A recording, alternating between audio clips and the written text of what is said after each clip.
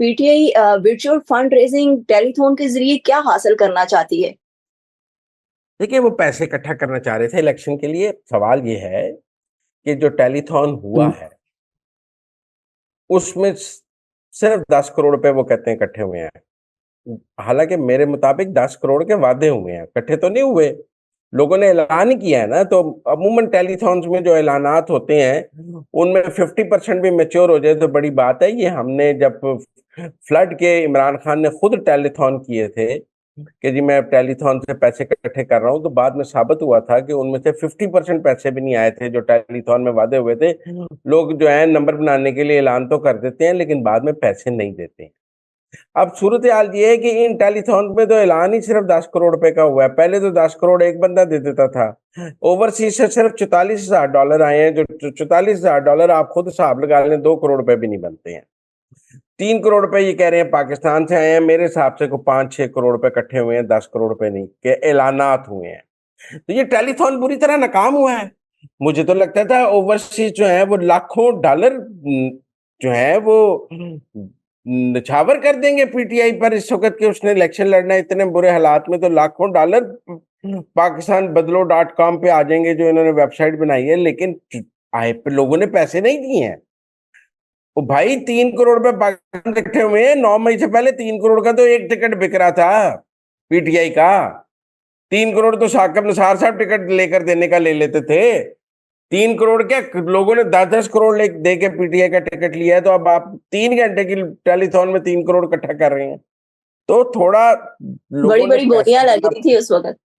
उस वक्त बोलियां लग रही थी। सुना बेसमेंट में पैसे जमा हो रहे थे। जांच साहब की वोट और कॉल नहीं है कि 2 करोड़ से कम में तो इमरान खान मिलता नहीं था किसी को। मुलाकात के वक्त के लिए 2 करोड़ रुपए का चंदा चाहिए था। पूरी टेलीथॉन में 3 करोड़ रुपए इकट्ठा हुआ है, तो लोगों ने पैसे देने से इनकार कर दिया है। ये भी जाली ऐलानात हैं जो मुझे लगता है इनमें इन्होंने अपनी इज्जत बचाने के लिए ऐलानात कराए हैं। क्योंकि अगर पैसे निछावर हो जाते तो फिर तो मिलियंस ऑफ डॉलर्स आ जाने चाहिए थे। फिर तो एक एक बंदा एक एक लाख और एक मुतलका लाख साहब डॉलर क्या पीटीआई होता है? 1 लाख डॉलर क्या होता है? 3 करोड़ रुपया। एक मिनट, डिफेंस का प्लॉट नहीं आता। ये जो ओवरसीज इतने बनते हैं कि हम इमरान खान के चाहने वाले, वो डॉक्टरों की तंजीम, वो फला, ये इमरान खान के नाम पर पैसे तो इकट्ठे कर रहे हैं वीलॉग के जरिए। बाहर बैठे वीलॉग ये इमरान खान को चंदा देने के लिए तैयार नहीं है ना। ये जिन्होंने इमरान खान की सियासत पे, सियासी कबर पे मुजावर बनकर पैसे यूट्यूब से इकट्ठे किए हैं, चंदा तो दे दें आज पीटीआई को। उसमें से 2.5% ज़कात ही दे दें इमरान खान को अपनी कमाई में से। तो ये पीटीआई के जो सियासी मुजावर हैं वो पीटीआई से पैसे कमा तो रहे हैं लेकिन अब दे कोई नहीं रहा।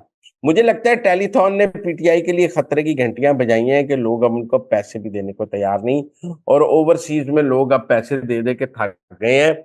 जो भी गया है, कभी मोईन पीरजादा ने पैसे इकट्ठे करने शुरू कर दिए हैं, कभी आदिल राजा ने पैसे इकट्ठे करने शुरू कर दिए हैं, कभी अजहर सिद्दीक ने पैसे इकट्ठे करने शुरू कर दिए हैं। वहां जो भी गया है उसने फंड रेजिंग की है। तो अब वो बेचारे थक गए हैं, अब वो पीटीआई को देने के लिए भी तैयार नहीं है। मेरी राय में आप कह लें जी पाकिस्तान में नेट डाउन हो गया, मैं मान ये लेता जो आप फर्दर फर्दर का जिक्र कर रहे हैं, फंड रेजिंग के हूँ। लिए ये लोग गए, तो क्या इन्होंने आके वो फंड जो थे वो पीटीआई को दिए? पीटीआई के नहीं नहीं, ये तो इन्होंने अपने ऑफिशियल लिए किया अकाउंट ना, में ये डाले? खुद। नहीं नहीं, ये तो खुद अपने लिए फंड रेजिंग करते रहे ना कि हम मुश्किल में हैं। देखिए, मैं कहता हूँ जी पाकिस्तान में इंटरनेट डाउन हो गया, पाकिस्तान से फंड रेजिंग नहीं हो सकती। वैसे तो सब ने कहा कि मैं फ्रांस से शामिल हूँ, लोग वीपीएन भी, अगर नेट ही डाउन है तो आपने वीपीएन कैसे डाउनलोड किया है? देखो ना कितना मजाक करते हैं। फरदौस शमीम नकवी, मैं फ्रांस से हूँ, फला मैं अमेरिका से हूँ, कि मैं वीपीएन से कनेक्टेड हूँ। भाई जब नेट डाउन है तो वीपीएन भी नहीं चलेगा। अगर आपका वीपीएन चल रहा है तो आपका नेट भी चल रहा है। लेकिन बहरहाल हम मान लेते हैं कि पाकिस्तान की आप कह रहे हैं कि नेट डाउन होने का जवाब बनाया जा रहा है। नहीं, मैं कहता हूँ जी नेट डाउन था जी, मान लिया। हम उनका जाली प्रोपेगेंडा मान लेते हैं। भाई ओवरसीज में तो नेट डाउन नहीं था। यूके में डाउन था, अमेरिका में डाउन था, फ्रांस में डाउन था, यूएई में डाउन था, सऊदी अरब में डाउन था, पूरे यूरोप में डाउन था। कितने पैसे इकट्ठे हुए हैं आपको? आप कहते हैं ना जी 90% ओवरसीज हमारे साथ है। भाई आप बताएं कितने एक एक डॉलर भी उन्होंने दिया हो तो 1 करोड़ डॉलर इकट्ठा हो जाता है। 1 करोड़ पाकिस्तानी बाहर है तो आप मेरी बात समझे ना। अमेरिका यूरोप में अगर हम मान लें कि 1 करोड़ पाकिस्तानी है तो एक एक डॉलर भी दे तो 1 करोड़ डॉलर होना चाहिए। ठीक है ना? तो आपको 10 करोड़ रुपया इकट्ठा हुआ है और इसका मतलब है कि आप वो भी 3 करोड़ पाकिस्तान से है और $44,000 है, 5-6 करोड़ रुपया इकट्ठा हुआ है। तो मुझे लगता है टेलीथॉन नाकाम हो गई है और लोगों ने रिस्पॉन्स नहीं दिया। आपने उसके लिए पहले इकोनॉमिस्ट का आर्टिकल छपवाया, 10 दिन कैंपेन की, बड़ी हाइप बनाई का आर्टिकल थे। वो आर्टिकल को पाकिस्तान के लिए नहीं था, वो इस टेलीथॉन के लिए था कि पैसे इकट्ठे करने हैं, इमरान खान को जिंदा करो। इकोनॉमिस्ट के ऊपर से पाकिस्तान की गवर्नमेंट ने उस पर रिएक्ट कर दिया था।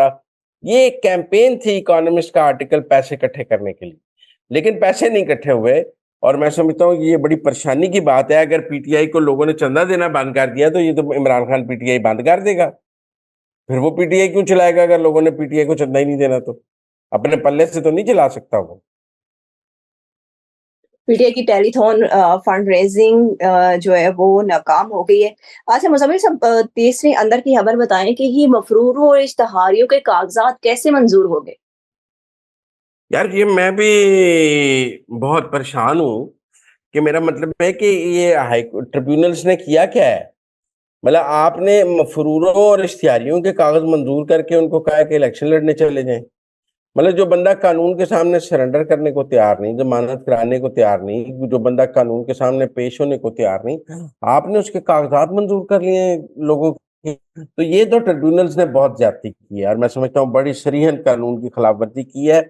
और ये रियासत की रिट को चैलेंज करने वाली बात है। मतलब एक जज जो है वो एक मफरूर और इश्तिहारी के कागज ट्रिब्यूनल में बैठ के एक्सेप्ट करी जाए और कहे कि जी मैं ही रियासत हूँ, मैं ही कानून हूँ, मैं ही सब कुछ हूँ और मैं 9 मई के मुसलमान की सहूलतकारी करूंगा। तो ये बहुत खतरनाक बात है रियासत पाकिस्तान के लिए भी और बहैसियत मुल्क हमारे रिट और कानून के लिए भी। मुझे लगता है इस पर रियासत को कुछ करना पड़ेगा। ये इस तरह हम मफरूरों और इश्तिहारियों को इलेक्शन लड़ने की इजाजत नहीं दे सकते। ये यहाँ तो ऊपर सुप्रीम कोर्ट से मामला ठीक होगा या इस हवाले से कोई और काम करना पड़ेगा। इस तरह मफरूरों और इश्तिहारियों को कानून, मतलब आजम स्वाति कहता है मैं नामालूम मुकाम से इलेक्शन लड़ूंगा, मादजर कहता है नामालूम मुकाम से इलेक्शन लड़ूंगा। भाई लोग जेल से इलेक्शन लड़ सकते हैं, नामालूम मुकाम से नहीं लड़ सकते। आप इश्तिहारी होकर नहीं लड़ सकते, आप कैद होकर लड़ सकते हैं कि आपने खुद को कानून के सामने सरेंडर किया हुआ है। आप कानून से भागकर इलेक्शन नहीं लड़ सकते। मुराद सईद, अहमद अजहर, मियां असलम इकबाल, आजम स्वाति ये कैसे इलेक्शन लड़ सकते हैं? इनके कागज कैसे कबूल हो रहे हैं? तो लिहाजा मेरे ख्याल में इस पर रियासत को कुछ करना पड़ेगा। ये बहुत कानून की खिलाफ वर्जी हो रही है और ये एक जमात की वही जो मैं कह रहा हूँ कि हाई कोर्ट से सहूलतकारी है। 2 हाई कोर्ट्स जो हैं वो out of the way PTI के साथ खड़े हैं और वहां से सहूलतकारी हो रही है। ये कागजात की मंजूरी भी उसी सहूलतकारी का हिस्सा। अच्छा मुज़म्मिल साहब, एक और अंदर की खबर बताएं। इलेक्शन कमीशन के सेक्रेटरी ने क्यों इस्तीफा दिया है? आज लतीफ खोसा ने भी कहा है कि ये तो एक इस्तीफा था, अभी कुछ और भी इस्तीफे आएंगे। उन्हें कहीं पेवस्तर है शजर से उम्मीदें बाहर रख।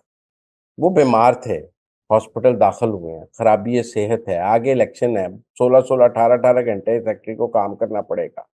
वो कोई 9 से 5 वाली नौकरी तो है नहीं। उन्होंने नया चार्ज दे दिया आसिफ साहब को।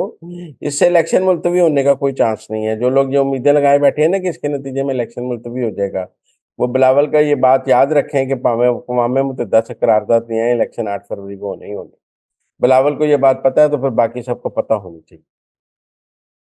थैंक यू मुज़म्मिल साहब कि आपने हमें अंदर की खबर से बाखबर किया। इसके साथ ही मुझे और मुज़म्मिल साहब को दें इजाज़त। अल्लाह हाफ़िज़।